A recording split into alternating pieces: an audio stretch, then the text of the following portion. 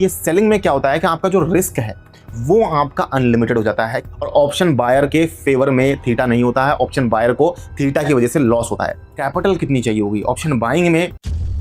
India के अंदर जितने भी लोग ऑप्शन ट्रेडिंग कर रहे हैं उनमें से 90% लोग तो ऑप्शंस की बाइंग करते हैं, यानी कि कॉल और पुट ऑप्शन को बाय करने का काम करते हैं। उन बायर्स में से 90% लोग लॉस कर रहे हैं। तो क्या इन लोगों को ऑप्शन सेलिंग स्टार्ट कर देना चाहिए? यही हम आज के इस वीडियो में बात करने वाले हैं। हम ऑप्शन बाइंग और ऑप्शन सेलिंग को 7 अलग अलग पैरामीटर्स के ऊपर कंपेयर करेंगे और मैं आपको बताऊंगा कि ऑप्शन बाइंग किन लोगों को करनी चाहिए, किन सिचुएशंस में करनी चाहिए, और ऑप्शन सेलिंग किन लोगों को करनी चाहिए, किन सिचुएशंस के अंदर करनी चाहिए। सबसे पहले आप ऑप्शंस को समझो। ऑप्शंस क्या है? देखो, ऑप्शन ट्रेडिंग सिर्फ एक टर्म इंश्योरेंस की तरह है। टर्म इंश्योरेंस जो लोग नहीं समझते, मैं बता दूं कि टर्म इंश्योरेंस होता है वो एक इंश्योरेंस जिसमें आप प्रीमियम्स तो पे करते हो लेकिन आपको पैसा वापस नहीं मिलता अगर आपकी डेथ नहीं होती। मैंने खुद ने एक टर्म इंश्योरेंस ले रखा है जहां पर मेरा प्रीमियम पहले 26,000 रुपए जाता था, अभी जीएसटी हट गया तो 22,000 रुपए के आसपास मेरा प्रीमियम जाता है। अब उस टर्म इंश्योरेंस में मुझे पैसा तब तक नहीं मिलेगा जब तक कि मेरी डेथ नहीं होती है। तो मेरी डेथ होने के बाद में, मेरे मरने के बाद में मेरे बच्चों को, मेरे नॉमिनी को पैसा मिलेगा, मेरी वाइफ को या मेरे बच्चों को पैसा मिलेगा। लेकिन अगर मेरी डेथ नहीं हुई, अगर मैं नहीं मरा, तो किसी को कुछ भी पैसा नहीं मिलेगा, वो सारा पैसा इंश्योरेंस कंपनी के पास चला जाएगा। इसी तरीके से होता है ऑप्शन ट्रेडिंग का गेम। ऑप्शन ट्रेडिंग में क्या होता है कि जो ऑप्शन सेलर है वो एक इंश्योरेंस कंपनी की तरह काम कर रहा है, वो आपको ऑप्शन सेल कर रहा है और आप हो ऑप्शन बायर, आप ऑप्शंस की बाइंग कर रहे हो।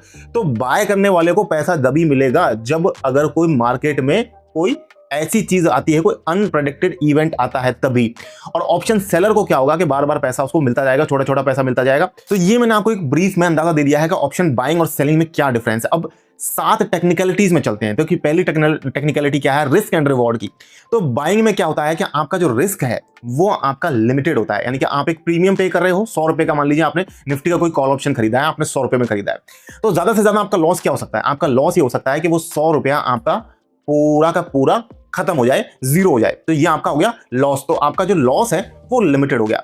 रिटर्न आपका कितना भी हो सकता है। यहां पर आपने 100 रुपए का प्रीमियम लिया है, हो सकता है वो 1000 रुपए हो जाए या हो सकता है वो 10,000 रुपए भी हो जाए।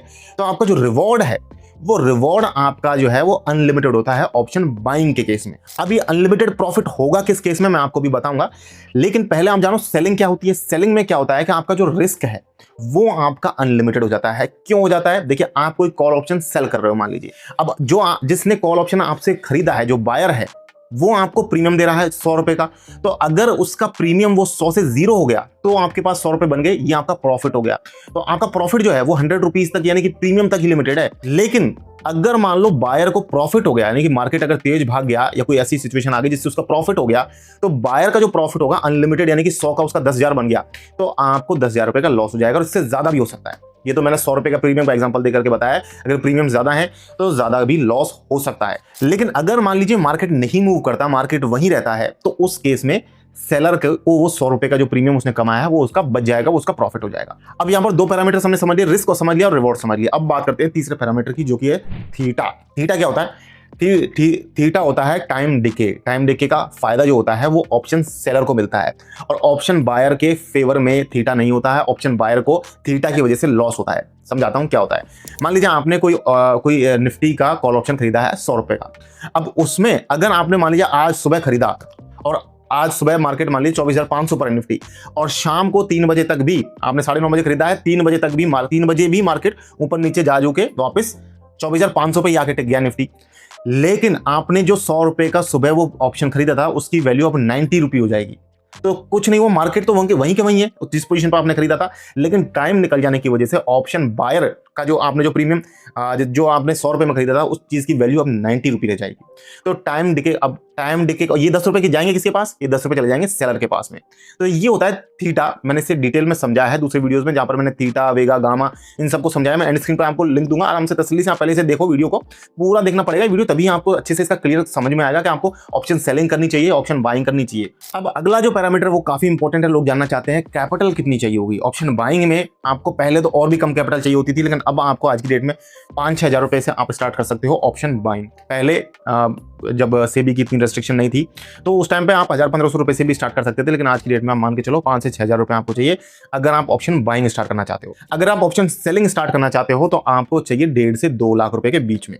हाँ, अगर आप नेकेड सेलिंग करते हो तो चाहिए आपको 1.5 से 2 लाख। अगर आप करते हो हेज्ड सेलिंग, तो हेज्ड सेलिंग में आपको कैपिटल रिक्वायरमेंट 40,000 की रह जाती है। मैंने पिछला वीडियो बनाया था, एंड स्क्रीन पे उसका भी लिंक दे दूंगा। तसल्ली से पहले समझ लो कि ऑप्शन बाइंग करनी है आपको कि सेलिंग करनी है। कैपिटल रिक्वायरमेंट का मैंने बता दिया। अब मैं बात करते हैं आइडियल सिनेरियो क्या है, कब आपको सेल करना चाहिए, कब आपको बाय करना चाहिए।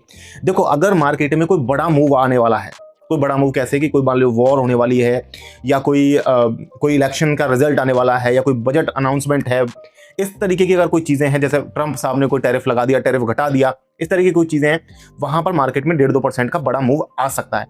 ऐसे टाइम पर आपको ऑप्शन बाय करना चाहिए। लेकिन जब आपको लग रहा है कि मार्केट साइडवेज रहने वाला है, सब कुछ ठंडा पड़ा हुआ है, कुछ भी उथल पुथल मार्केट में या ग्लोबल जियोपॉलिटिक्स में या इंडियन जियोपॉलिटिक्स में कोई भी मेजर उथल पुथल नहीं हो रही है, तो ऐसे टाइम पे मार्केट साइडवेज रहता है, थोड़ा बहुत मूव करता है, तो उस टाइम पे आप थीटा का फायदा आपको मिल जाएगा अगर आप ऑप्शन सेलिंग करोगे। अब हमारा अगला छठा पैरामीटर है प्रोबेबिलिटी ऑफ विनिंग, मतलब प्रोबेबिलिटी कितनी है, कितना % चांसेस है कि आप ऑप्शन बाइंग में पैसा कमाओगे। तो ऑप्शन बायर के केस में 25 से 30% केसेस में ही ऑप्शन बायर जो है वो पैसा कमाता है, लेकिन वहीं ऑप्शन सेलर जो है वो यहां पर पैसा कमाता है 70 to 75% केसेस में।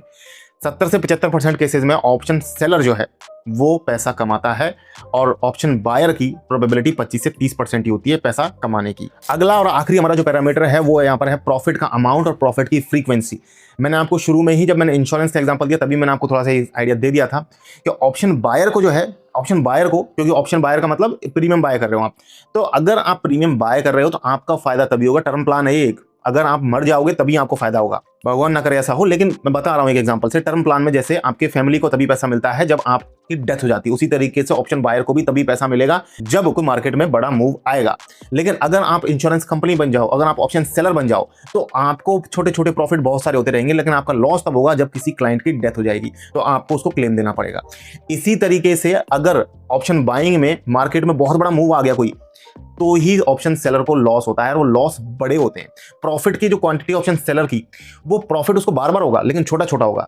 वहीं ऑप्शन बायर को ज्यादातर लॉस होगा, लेकिन जब प्रॉफिट होगा तो थोड़ा सा बड़ा प्रॉफिट होगा। अब आप लोग सोच रहे होंगे कि सर आपने तो कंफ्यूज कर दिया, करना क्या चाहिए, हमें ऑप्शन बाइंग करनी है, सेलिंग करनी है। तो मैंने आपको बताया सिंगल लाइन में इसका जवाब नहीं है। इसका सिंगल लाइन में अगर मैं जवाब देने की कोशिश भी करूं तो ये है कि देखो यार, सिचुएशन के हिसाब से हमें करना पड़ेगा। अगर मार्केट हमें लग रहा है कि साइडवेज है तो हम ऑप्शन सेलिंग करेंगे। अगर हमें लग रहा है कि मार्केट में कुछ मूव आने वाला है तो हम ऑप्शन बाइंग भी करेंगे। ऐसा नहीं है कि किसी एक चीज से शादी कर लो, मोहब्बत कर लो कि नहीं जिद लगा के बैठ जाओगे मैं बाइंग ही करूंगा या मैं सिर्फ सेलिंग ही करूंगा। ऐसा नहीं होता है। जो प्रोफेशनल ट्रेडर्स हैं वो ऐसा कभी नहीं करते हैं, वो किसी एक चीज के साथ स्टिक नहीं रहते हैं, वो दोनों ही चीज का यूज करते हैं मार्केट के सिनेरियोज को देख करके। आपको भी उसी तरीके से मार्केट की सिचुएशन के हिसाब से डिसाइड करना चाहिए कि इस टाइम बाइंग करना ठीक है या सेलिंग करना ठीक है। मैंने आपको काफी आइडिया दे दिया है, 7 पैरामीटर्स मैंने आपको बता दिया। अगर आपको वीडियो पसंद आया है, वीडियो को लाइक और हाइप जरूर करना है। लाइक करोगे और हाइप करोगे तो प्लीज, हमारा चैनल काफी दिन से हम काम कर रहे हैं, हमें बहुत कुछ सपोर्ट नहीं मिल रहा है, तो हमें थोड़ा सपोर्ट कीजिए। और अगर आप कोई ट्रेडिंग ऐप ढूंढ रहे हो तो हमारा जो दूसरा चैनल है इन्वेस्टर डाइव, उस पर आपको कई सारे वीडियोस इस तरीके के मिल जाएंगे। हमने ऊपर आई बटन में उसका लिंक दिया है, एंड स्क्रीन पे भी मैं आपको लिंक दे दूंगा। आप जाकर के हमारे नए चैनल को भी प्लीज चेकआउट करें, इन्वेस्टर डाइव, उस पर हम काफी अच्छा कंटेंट डाल रहे हैं आप लोगों के लिए। आज की वीडियो में इतना ही गाइस, मैं मिलूंगा नेक्स्ट वीडियो में, तब तक के लिए मुझे दीजिए इजाजत। जय हिंद, जय भारत।